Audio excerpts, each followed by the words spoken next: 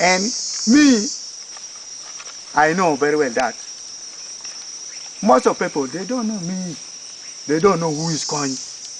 They don't know even my political agenda. Because I was in the bush, I'm a rebel. And Museveni is a government. So you know very well that Museveni is working with very many means. Very many ways to fight me. Propaganda, what. They did many things. So to get me or to know the detail which is happened in LRA government, it's very difficult.